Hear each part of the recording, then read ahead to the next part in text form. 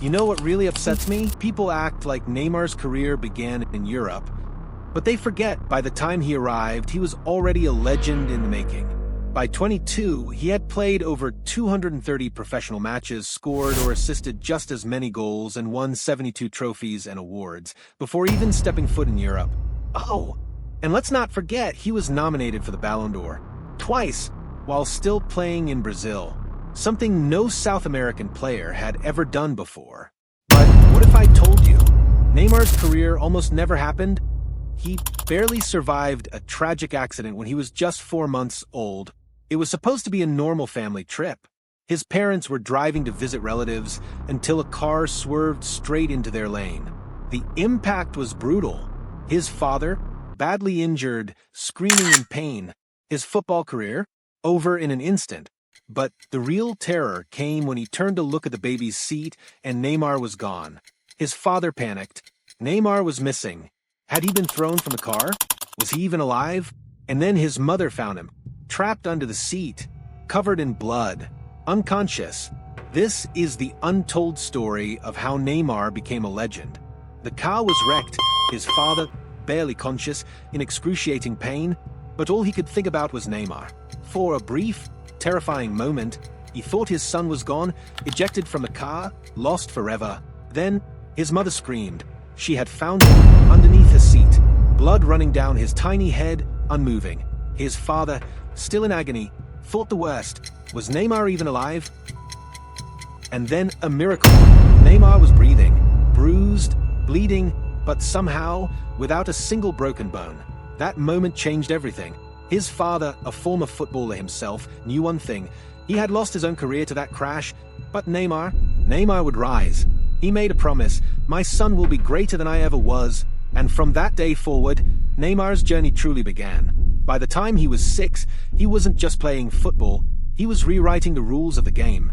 A scout saw him running in the stands of a futsal pitch, not even on the field yet, and immediately knew, this kid will be special. The scout couldn't believe his eyes. Neymar wasn't even playing on the field.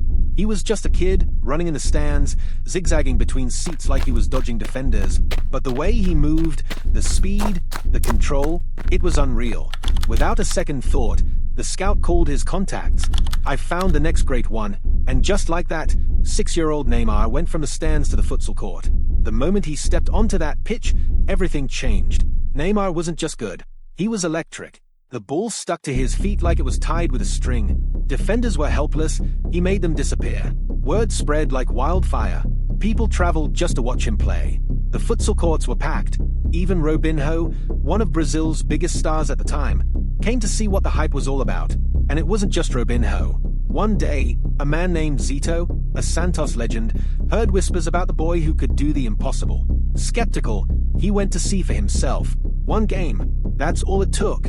By the time the match ended, Zito wasn't just impressed, he was desperate. He ran straight to the Santos president and demanded, sign him, now.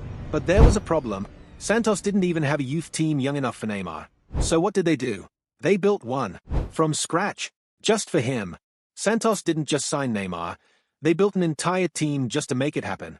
At 10 years old, he was officially part of the club. By 11, he was earning a salary. Not just a few bucks, real money.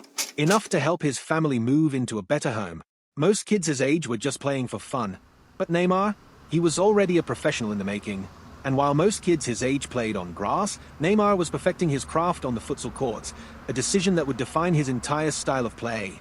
The tight spaces forced him to think faster, move sharper, react instantly. He wasn't just playing football, he was learning how to embarrass defenders. Soon, it became impossible to ignore. He wasn't just the best kid at Santos, he was the best kid in Brazil. Every newspaper had his name. Every game he played, the crowds got bigger. People came from all over just to watch the child genius in action. Even Santos' biggest superfan, a man so obsessed he tattooed the club's logo on his forehead, made sure everyone knew, this boy is different. Then, the moment that changed everything. One day, Santos' first-team legend, Robinho, came to watch Neymar play. What he saw shocked him. This kid wasn't just good, he played exactly like him. Robinho turned to the Santos staff and said one thing, whatever it takes, don't let him go. And Santos took that seriously. By 14, Neymar was so famous that European giants were already knocking on his door. and one of them was Real Madrid. At just 14 years old, Neymar was already too big for Brazil. European giants had taken notice. Scouts flew across the world just to see him play. And then, the call came. Real Madrid wanted him, not just for a trial. They were ready to sign him right then and there. They brought him in like a superstar, gave him the full tour, showed him the trophies, the training grounds, and when he stepped on the pitch for trials, he dominated. He was so good that Real Madrid officially registered him as a player. It was done. Neymar was about to become a Galactico. But then, he hesitated. Something didn't feel right. He was in Spain, at the biggest club in the world, but he wasn't happy. He missed home. Despite the millions being thrown at him, despite Madrid being ready to take him in, he felt out of place. And so, just like that, he walked away. His father convinced Santos to bring him back, offering them a 1 million reais signing bonus. And they did it. Real Madrid had Neymar in their hands, and then, in the blink of an eye, they lost him. When he got back to Brazil, something changed. He wasn't just a wonder kid anymore, he was a kid who had turned down the biggest club in the world. And now, he had to prove that decision was the right one. Over the next 2 years, Neymar didn't just play football, he took over the entire country. Even though he was only 15 years old, he was playing with the oldest kids in Santos Academy. And yet, he was still the best player on the pitch. His performances were so ridiculous that he got his first call-up to the Brazil U17 national team years ahead of schedule. The hype? Unstoppable. Santos knew they had a diamond in their hands, and they weren't going to lose him again. So when Neymar turned 17, they didn't just offer him a contract. They brought him straight to the first team. And suddenly, the whole world was watching. At 17 years old, Neymar wasn't just a promising talent anymore. He was a superstar in waiting. Santos had seen enough. They weren't going to make the same mistake twice. So they did something unheard of. They threw him straight into the first team. At first, he wasn't even supposed to play. But then, something happened. In his very first session, he destroyed his own teammates. The coach watched in disbelief. Was this kid really just 17? After training, Neymar walked up to him and said, "I'm ready." The coach laughed. He thought the kid was just confident. He had no idea Neymar was about to change everything. Then, in the 59th minute, the entire stadium started chanting, "Neymar! Neymar! Neymar!" They wanted to see him. The coach hesitated, but then he listened. He called Neymar over, gave him one last look and said, "Go, show them who you are." And from the moment he stepped on the pitch, Santos came alive. The energy shifted. The crowd exploded every time he touched the ball. By the final whistle, Santos had flipped the game on its head and taken the win. Neymar didn't score. He didn't assist, but it didn't matter. Everyone knew this kid was special. He made one more appearance from the bench. Then, he started 15 consecutive matches. Santos had seen enough. Neymar wasn't just a prospect anymore. He was the future of Brazilian football. But there was one final test. In the biggest game of the season, Neymar stepped onto the pitch. And standing on the other side, the greatest Brazilian striker of all time, Ronaldo Fenomeno. Neymar had faced great players before, but this was different. On the other side of the pitch stood Ronaldo. Not just any Ronaldo, the Fenomeno. One of the greatest strikers in football history. A living legend, a World Cup winner. For Neymar, this wasn't just another match. This was a battle of generations. The whistle blew, and from the first touch, Neymar made one thing clear. He wasn't afraid. He danced around defenders like they weren't even there. He took risks. He played with swagger. The crowd was on their feet. For 90 minutes, he was electrifying. But across the field, Ronaldo was watching. And he wasn't just watching, he was teaching. Because in the biggest moments, experience always wins. The first goal was clinical. The second, even better. When the final whistle blew, Santos had lost. Neymar had been brilliant, but Ronaldo had been ruthless. And for the first time, Neymar felt it, the sting of defeat. But something changed that night. Because after the match, Ronaldo walked over. He looked Neymar in the eyes and said, "You're special. Never stop." And that was all Neymar needed to hear. The next season, he wasn't just good. He was unstoppable. He tore through defenders, scored for fun, humiliated teams week after week. And when the biggest match of his life arrived, the Paulista final, Neymar delivered. He scored twice. Santos won the title. And Neymar, he was named the best player in Brazil. Neymar was no longer just a talented teenager. He was a phenomenon. At just 18 years old, he had already become the face of Brazilian football. But what happened next? No one saw coming.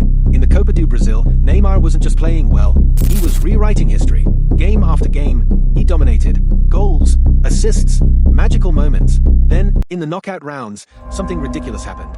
14 goals in 3 games, and when the final arrived, Neymar didn't just show up, he took over. He scored 5 goals in 1 match. By the time the final whistle blew, Neymar wasn't just a champion, he was the top scorer of the entire tournament. At 18 years old, he had already won 2 major trophies and was being called the most exciting player in Brazil. And then, the offers started rolling in. Messi came first, £30 million for a teenager, a fortune, an offer that should have been impossible to refuse. But Santos said no, and Neymar, he stayed, because they made him a promise. This team will be built around you. They even got Pelé on the phone, calling Neymar personally. And so, for 1 more year, Neymar stayed. But not everyone was happy, because while Neymar was winning trophies, breaking records, and carrying Santos, his ego was growing too, and soon it would become a problem. Neymar wasn't just a footballer, he was a superstar. At 18, he was Brazil's most famous player, the face of Santos, and the nation's biggest hope. With that came power. But when you're that good, that young, you start feeling untouchable. It began small, a trick called the paradinha, designed to embarrass goalkeepers. Neymar used it constantly. Some loved it, FIFA banned it. Suddenly, he struggled with penalties. When his coach asked him to let a teammate take one, Neymar snapped, shouting at him, refusing to listen. Right there, on the pitch, in front of thousands. After the game, one man said, "We are creating a monster." Neymar apologized, but now people talked about his ego, not just his talent. Yet, scoring 43 goals fixes things. By year's end, he'd won every major award in Brazil and earned his first national team call-up. But bigger things waited, because next year, he was chasing South America's greatest prize. Neymar had conquered Brazil.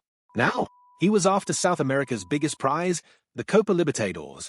At 19, he was ready to join legends like Pelé and Maradona. Santos was on the brink of elimination in the group stage. Neymar saved them with a clutch goal. From then on, he was unstoppable, assisting in the round of 16, scoring in the quarters, and deciding the semis with a goal and assist. Then, the final. Santos versus Penarol. The pressure? Massive. But Neymar thrived. He scored the opener, leading Santos to a 2-1 victory, their first title since Pelé. At just 19, he had conquered South America. But the biggest test was coming. A match against his idol, Neymar versus Ronaldinho. Neymar had done it all. At just 19 years old, he had already won the Copa Libertadores.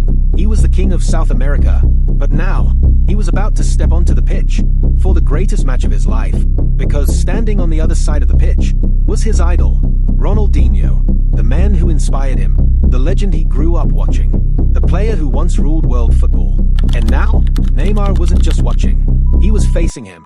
Santos versus Flamengo, and within minutes, it was chaos. Neymar got the ball, 1 touch, 2 touches, boom, an assist, 1-0. Moments later, he got it again. He dribbled past 1, past 2, a defender slid in, too late. Neymar scored, and just like that, Santos were up 3-0. It should have been over, but then, Ronaldinho reminded the world who he was. He responded with a goal, then an assist, then another goal. In the blink of an eye, Flamengo came back, 3-3. Neymar wasn't done. He got the ball, dropped his shoulder, took on the entire Flamengo defense, and then, he scored one of the greatest goals of all time, a move so ridiculous, so unreal, that it would go on to win the Puskas Award. But even that wasn't enough, because Ronaldinho, he had one more trick, a free kick, perfectly placed, goal, hat trick complete, final score. Flamengo 5-4 Santos. Neymar had produced magic, but Ronaldinho had the last laugh. That night, Neymar lost the match, but he won something even bigger, the world's attention. Because after that performance, there was no denying it anymore. He wasn't just a South American star, he was one of the best players on the planet. Neymar wasn't just a footballer, he was an obsession. After his historic performance against Ronaldinho, the world's biggest clubs fought for him. Chelsea, Real Madrid, Juventus, offering insane money. But then, Barcelona entered. The negotiations were chaos. Santos refused to sell. Real Madrid bid $150 million. Chelsea added bonuses. But Neymar had already decided he wanted to play with Messi. In 2013, the deal was done. Official price? $57 million. Real price? A mystery. Some say over $100 million. But one thing was clear.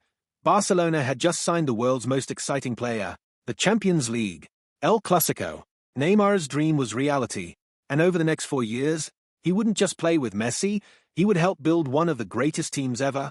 This was just the beginning.